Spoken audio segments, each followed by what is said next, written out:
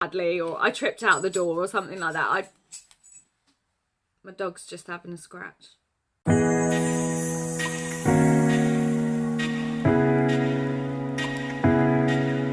Hi guys, and welcome to my channel. Thank you for joining me again. So today I really want to talk about social anxiety, but I will get to that in just a moment. First of all, I just want to say thank you so much for watching my last video. It's been an exciting time for me, I have to say. I've had an amazing amount of feedback from you guys that has spurred me on and really made me want to make more videos. So I'm really looking forward to putting this one out for you. I today wanted to talk to you about social anxiety.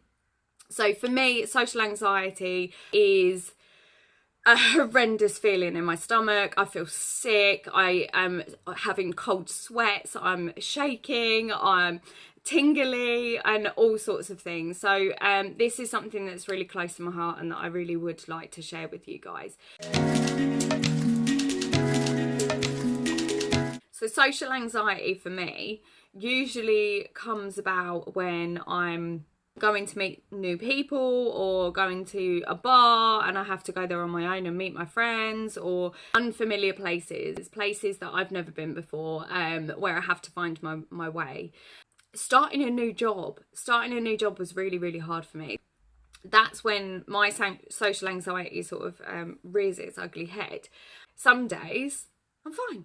Some days I can just go out and just do these things, and then other days I go the complete opposite way, and it will take me 2 hours and sometimes a couple of days to get out the house and actually go and do whatever it is, because I'm mounting that social anxiety up so much.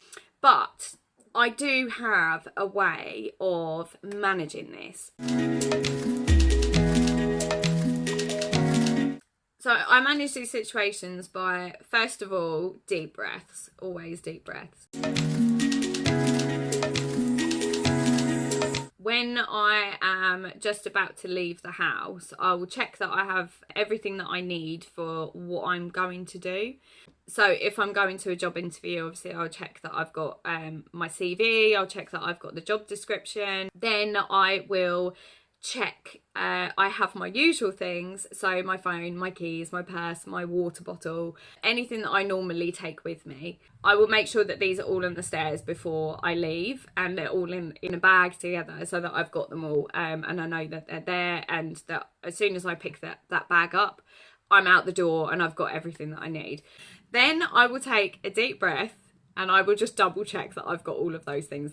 Then I will go and I will sort the dog out if I need to sort the dog out, and then I will get myself sorted in the car and just breathe for a couple of seconds.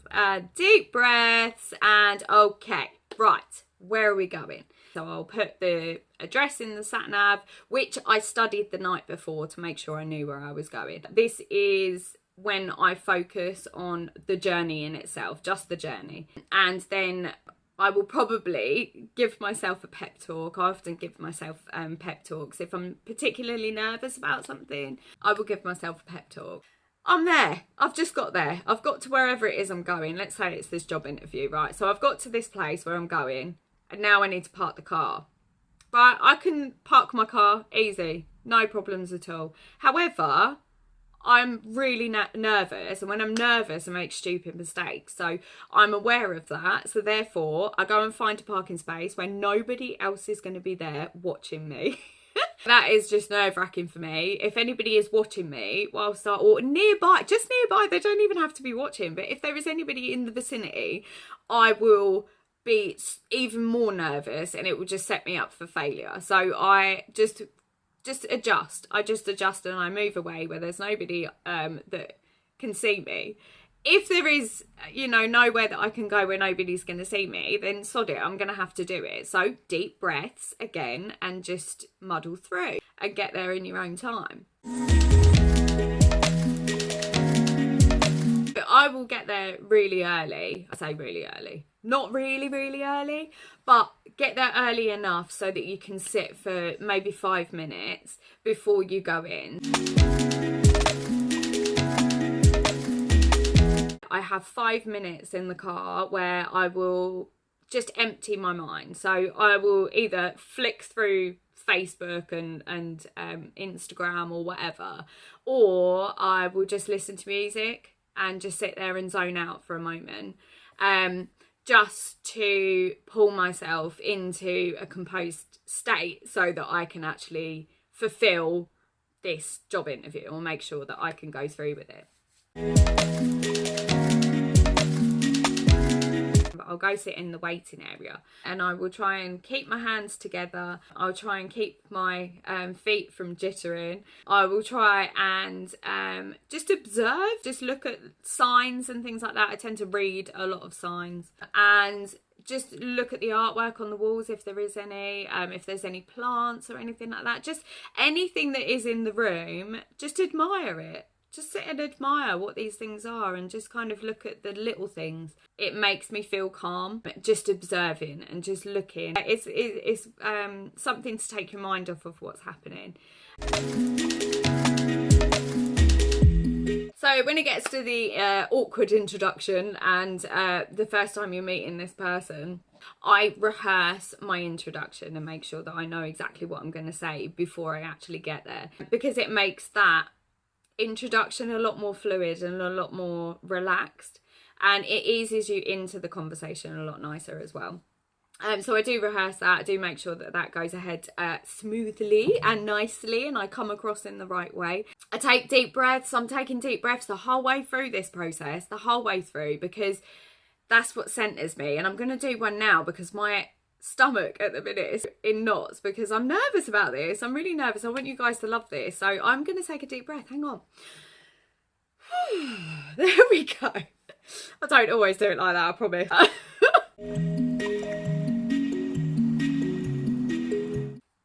So at this point, obviously, we're having that first introduction. They will introduce themselves first, naturally. And from that point onwards, I will only speak when I'm spoken to. So I, answer questions and everything. And then once it gets to the point where I have to ask questions, I will have already written out a whole load of questions that I want to pose to them. So I will have that ready in a notebook to go. And that again is just to make sure that my nerves stay on a level basis and I don't feel uncomfortable. But it also prepares me for the interview. So it always makes that a lot easier to deal with. Now I'm getting more comfortable. This is where I am starting to come into my own. I'm starting to feel a little bit more comfortable, a little bit more ready for the questions and in the moment. Then I'm able to actually think of situations that I need to be able to answer those questions. Now it's for the goodbye. So now we've finished the interview, I'm feeling pretty good, either feeling pretty good or I'm feeling pretty bad. So whether it's gone good or bad, I will say my goodbyes politely. Again, probably something that I've rehearsed, and I will always try not to be awkward, trip over, and I have this going through my head the whole time. So this is the point where your lasting impression is going to leave you. If you trip out that door, yeah, they're going to remember you, but they might not remember you for the interview. They might remember you for that. So for me, I'm sitting there like, oh my God, I've got to get out this bloody building without knocking anything over, without spilling a drink, just nothing that is gonna make this awkward or gonna make them remember me for the wrong reasons. So great, okay, so this is it. We're done now. I'm out the building and I'm on my way back to the car. Okay, so this is where I decide whether it's a good or bad situation. So I'm now in my car and I have decided whether it is a positive or a negative outcome from this interview. So if I feel like I've done a good job, I will usually do it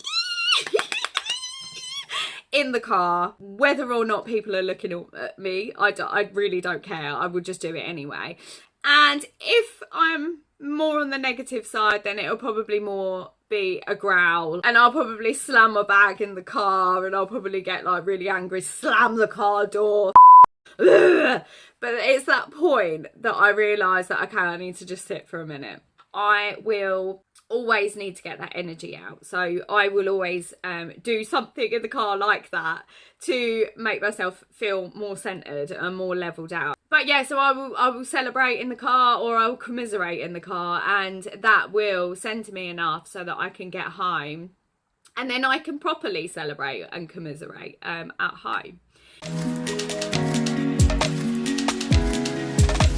So that's basically my run through of how I deal with a interview situation, but I do adapt it slightly for other situations. So for going to the pub, again, the lead up is exactly the same. I still have that anxiety all the way through up until when I get to the table where my friends are. So I have to firstly know where my friends are sitting. And obviously when you're out and about, you don't necessarily have your phone right in your hand because you're talking to your mates. So I will message my mates and say, where are you sitting? Where are you sitting? And no one replies because they're not looking at their phones, which is fair enough. You're out, right? So I always get a little bit anxious then, and that's when I sort of have to take my deep breaths again, centre myself again, and then just walk in. Hold my head up high, hold those shoulders back, keep that smile there, and that pushes you through. And eventually you'll find your mates and you'll have a bloody brilliant time. So that's how I sort of see it, is what's going to happen afterwards. I'm not going to let my social anxiety hold me back from doing the things that I want to do. So, you know, going to the pub with my mates, I know I'm going to have a good time. So therefore, it's definitely not something that I need to deliberate. If I'm going out with my friends, as long as I can make it and I'm not doing something else, I'm going. That's it. I'm not going to put off anything like that, because that's going to be something that I'll remember and that I can maybe laugh about later on. So I would much rather have that memory than sit here and just worry and get all sort of het up because I feel like I've let my mates down. I'd rather just go through the social anxiety until I get there, because I know that once I get there, I will be fine. But yeah, so that's basically how I deal with these situations.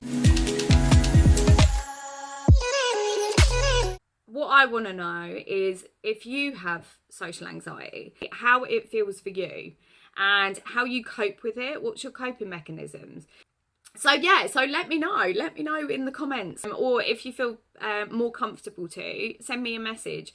If you have any questions, please let me know.